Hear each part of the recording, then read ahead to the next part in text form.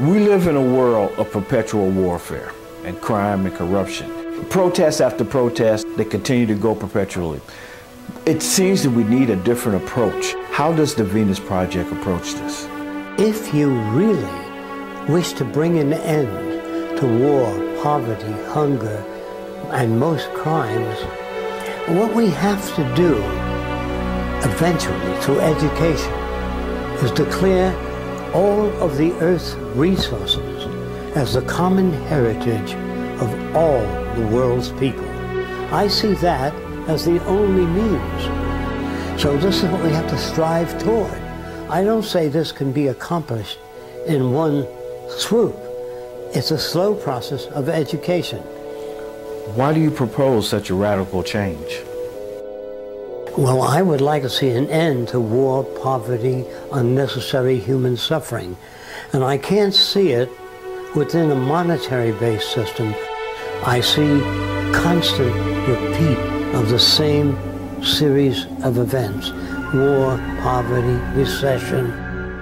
Is monetary economics at the root of the problem, and can it be fixed? If it can't be fixed, why not? Frankly, within this system, in order to survive, you have to submit to the methods of this system. A lawyer is not out there to help you always. There's money in it for the law firm. In other words, the motivation is not what you would call based on human concern. It's based on the bottom line. The motivation in most industries, the bottom line is profit, not the betterment of humanity. And they would feel, well, that is a byproduct of this system. I don't believe that. It's that the rules of the game were invented so many years ago, they no longer fit the economic circumstances of the times. What we would like to do is update our system so that it fits the new technology. Would the election of people with higher moral content solve the problem?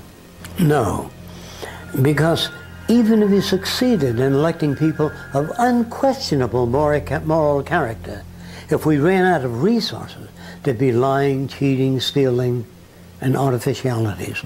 It isn't moral character that we need. It's the intelligent management of the Earth's resources. The real future depends on our ability to solve scarcity problems, overcome those problems through our own creative ingenuity. What is a resource-based economy? And how does that compare with a monetary-based economy? In a monetary-based economy, we use money as a medium of exchange. Now, money doesn't represent our capacity to produce. It just represents a method designed hundreds of years ago and established within the system. In the monetary-based system, it's wealth, property, and power. And that's the main directive. Now today we say, how much will it cost? That is really the question. The real question is, do we have the resources to build that kind of project? Yes, we do. Do we have the money? No, we don't. But we have more than enough resources available to build anything we want to build. If you have difficulty with that, consider this. Suppose all the money in the world disappeared tomorrow morning.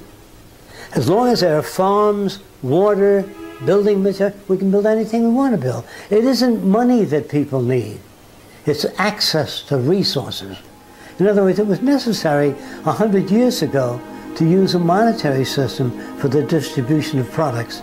Today, we have the technology to make those things available. What are we chiseling off each other for? A resource-based economic system does not use money, barter, trade, or any of the older systems that were prevalent.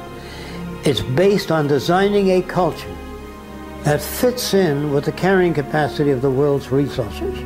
Anything else other than that will not work.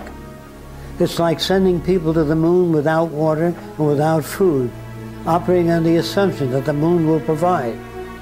It has to be based, all science and technology must be based upon resources. And without resources, whatever planning you do, if you don't have the resources, is invalidated. So the resources must coincide with the industrial potential. How does that offer a different approach to our society? It would change the basic outlook of people. There would be no such thing as unemployment, no